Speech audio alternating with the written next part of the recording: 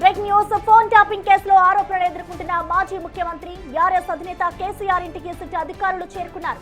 నందినగర్లోని కేసీఆర్ నివాసంలో ఇప్పుడు ఒక మినీ పోలీస్ స్టేషన్ తలపించేలా ఏర్పాట్లు జరిగాయి.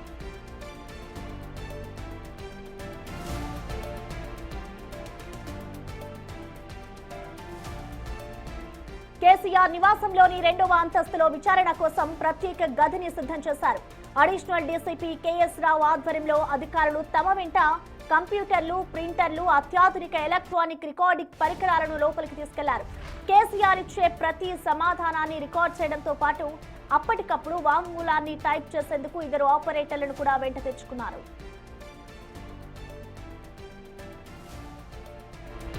ఈ విచారణలో 5గురు అత్యున్నత స్థాయి అధికారులు పాల్గొంటున్నారు. డీఐజీ విజయ్ కుమార్ ఆధ్వర్యంలో ఏసీపీలు వెంకటగిరి, శ్రీధర్, అడిషనల్ డీసీపీలు కేఎస్ రావు, రవీందర్ రెడ్డిలు కేసీఆర్ ను ప్రశ్నించబోతున్నారు. గతంలో కేటీఆర్, హరీష్ రావుల నుంచి సేకరించిన సమాచారాన్ని కేసీఆర్ సమాధానాలతో సరిపోల్చడం అధికారుల ప్రధాన ఉద్దేశం.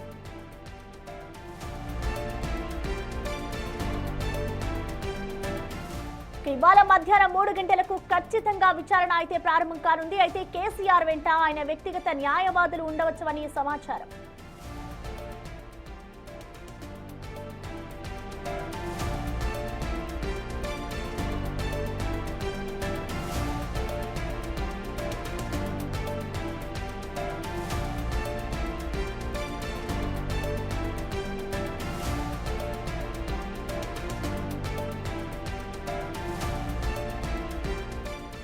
దీనిపై మోర్ డీటెయిల్స్ ని మా అసోసియేట్ ఇన్పుటేటర్ నగేష్ మనకి లైవ్ లో అందుబాటులో ఉన్నారు.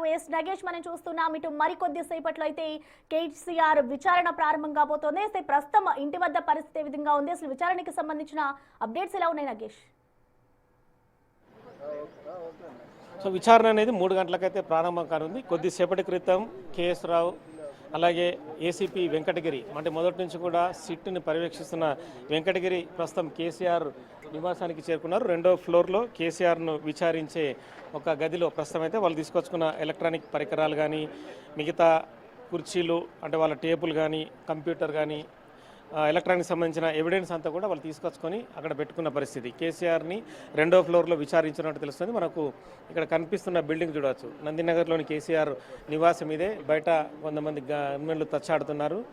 కేసీఆర్ ఇంటి ముందు కూడా ఒక పోలీస్ వాహనం కనిపిస్తుంది. పోలీసులు కూడా ఇంటి ముందు ఉండి పర్యవేక్షణ జరుపుతున్నారు. కాసేపటి తర్వాత ఎస్బీ అంటే స్పెషల్ బ్రాంచ్ జాయింట్ సిపిగా ఉన్న విజయ్ కుమార్ ఈ బృందానికి నేతృత్వం వహించేటట్టు అంటే తెలుస్తుంది. అంటే విజయ్ కుమార్తో పాటు ఏసీపీ వెంకటగిరి, శ్రీధర్, అలాగే అడిషనల్ డీసీపీగా ఉన్న కేఎస్ రావు, అడిషనల్ డీసీపీ రవీందర్ రెడ్డి, ఒక 5గురు అధికారుల బృందం విచారించనున్నట్టు సమాచారం. మరి అది కూడా సిట్ చీఫ్గా ఉన్న సజ్జనారు మరి ఈ బృందాన్ని నిర్ణయించాల్సింది. మొదటైతే వెంకటగిరి అలాగే కేఎస్ రావు అయితే చేరుకొని పరిస్థితిని అయితే పర్యవేక్షిస్తున్నారు. మరి కేసీఆర్ కూడా భోజనం చేసుకున్న తర్వాత కొంత విశ్రాంతి తర్వాతనే ఈ విచారణ కొనసాగున్నట్టుగా తెలుస్తుంది. ఇక విచారణ అనేది 160 సిఆర్పిసి కిందనే విచారణ కొనసాగనుంది. సాక్షిగా కేసీఆర్ని విచారించనున్నారు. ఇవాళ ఉదయం నుంచి కూడా పరిణామాలన్నీ గమనించవచ్చు. అంటే ఎర్రవల్లి ఫామ్ హౌస్ నుంచి మొదలుకొని నందినగర్ నివాసం వరకు కూడా భారీ కాన్వాయ్తో కేసీఆర్ అయితే చేరుకున్న పరిస్థితి. ఇక తెలంగాణ జిల్లాలో కూడా చాలా చోట్ల అంటే కేసీఆర్కు అనుకూలంగా వివిధ జిల్లాల్లో ఉన్న మాజీ మంత్రులు కానీ, మాజీ కార్పొరేషన్ చైర్మన్లు కానీ, బీఆర్ఎస్ నాయకులంతా కూడా భారీ ఎత్తున ప్రభుత్వానికి సంబంధించిన అంటే ముఖ్యమంత్రి దిష్టిబొమ్మలు దగ్ధం కానీ, ముఖ్యమంత్రి వ్యతిరేకంగా రోడ్లపైన నినాదాలు, రోడ్లను ఎక్కడక్కడ బ్లాక్ చేయడం వంటి పరిణామాలు అయితే ఇప్పటి వరకు కొనసాగినాయి. ఎర్రవల్లి నివాసం వద్ద కూడా కేసీఆర్కి అనుకూలంగా నినాదాలు చేస్తూ స్థానికులంతా కూడా పూల వర్షం కురిపించినట్టుగా మీడియాలో అయితే బయట పెద్ద ఎత్తున విజువల్స్ అయితే వచ్చాయి.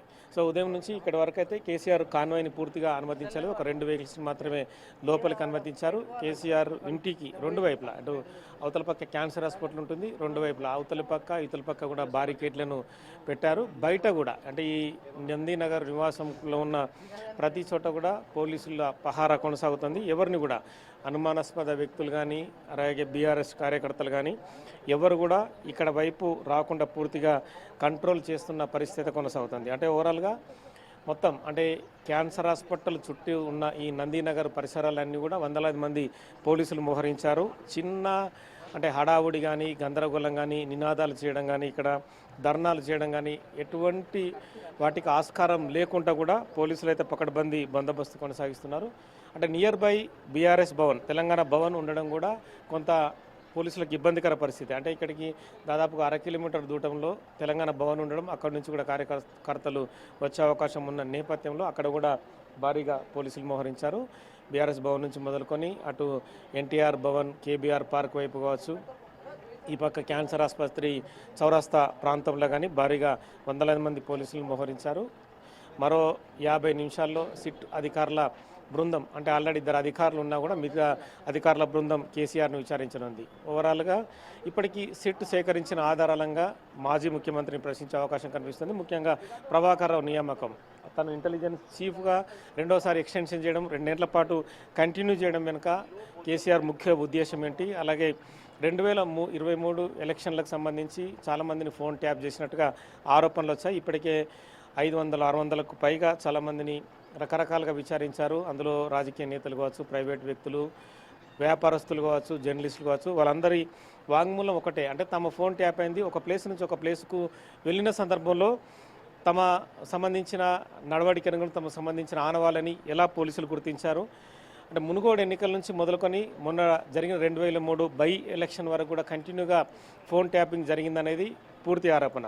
అంటే ఎస్ఐబి ప్రభాకర్ రావు తనే ప్రధానంగా ఉండి ఎస్ఐబి ఆఫీసుని వాడుకొని ప్రణీత్ రావుతో పాటు భుజరంగారావుని, తిరుపతి అన్నని, అలాగే మిగతా అధికారులందరినీ వాడుకొని ఫోన్ ట్యాపింగ్ చేసినట్టుగా వాళ్ళందరూ కూడా తమ ఇన్వెస్టిగేషన్లో చెప్పారు.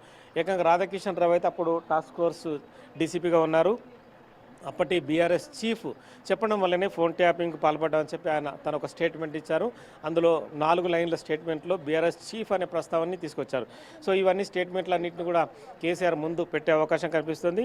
కానీ అఫీషియల్గా రాజకీయ నేతలు ఎక్కడ అథెంటిసిటీ ఉండరు కాబట్టి కేసీఆర్ కూడా నాకేం సంబంధం, మామూలుగా గతంలో కూడా కేసీఆర్ ఒక ప్రెస్ మీట్లో కూడా మాట్లాడారు. అంటే గూఢాచార్యం అనేది రాజకీయాలకు సంబంధించి, రాష్ట్ర అభివృద్ధికి సంబంధించిన అంశం. రాష్ట్రాన్ని ఎవరైతే అంటే ప్రైవేటు వ్యక్తులు కానీ, సంఘ విద్రోహ శక్తులు కానీ అటాక్ చేయకుండా గూఢాచార్యం కొనసాగుతుంది. సో ఇవన్నీ తూచ్ అన్నట్టుగా మాట్లాడారు. సో యాజ్ ఇట్ ఈస్గా కేసీఆర్ తన ఇచ్చే స్టేట్మెంట్లో కూడా ఖచ్చితంగా పోలీస్ అధికారులని కొంత కన్ఫ్యూజన్ గురి చేసే విధంగానే ఉండొచ్చు. ఎందుకంటే కేసీఆర్ యాక్చువల్గా మామూలుగా యాజ్ ఇట్ ఈస్గానే మాటకారి, ఎదుటి వ్యక్తి ఏది మాట్లాడినా కూడా అటాక్ చేసే పద్ధతి కేసీఆర్కు మొదటి నుంచి ఉంది. కేసీఆర్ ఏ సభలో మాట్లాడినా కూడా ఖచ్చితంగా గంభీరంగా, సెటరికల్గా కొన్ని శాస్త్రాలతో మాట్లాడుతూ ఉంటారు. సో ఇప్పుడు విజయ్ కుమార్ కానీ మిగతా అధికారులు కూడా కొంత కేసీఆర్ మైండ్ యాటిట్యూడ్ని బట్టి ఖచ్చితంగా క్వశ్చన్లు అడగాల్సి ఉంటుంది. ఎందుకంటే ఏ క్వశ్చన్ అడిగినా కూడా కేసీఆర్ నుంచి వచ్చే సమాధానం డైరెక్ట్గా అధికారులను కొంచెం కన్ఫ్యూజన్ చేసే విధంగా ఉంటుంది. విజయ్ కుమార్ అయితే తను వ్యక్తిగతంగా కావచ్చు, ఆఫీసర్గా కూడా చాలా నిఖార్సైన ఆఫీసర్ అనేది కూడా మామూలుగా పోలీస్ ఆఫీసర్ల పేరుంది.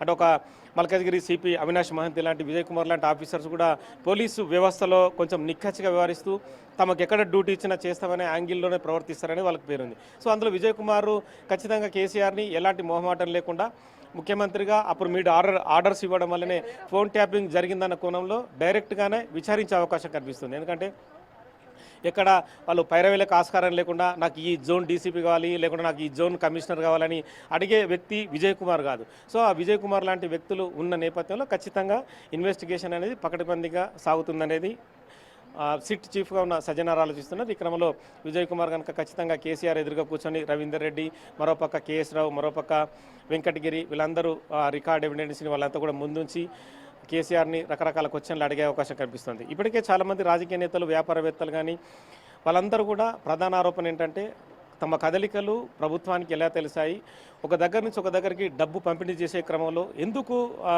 ట్రాక్ చేస్తూ ఆ డబ్బుని పట్టుకున్నారు, అంటే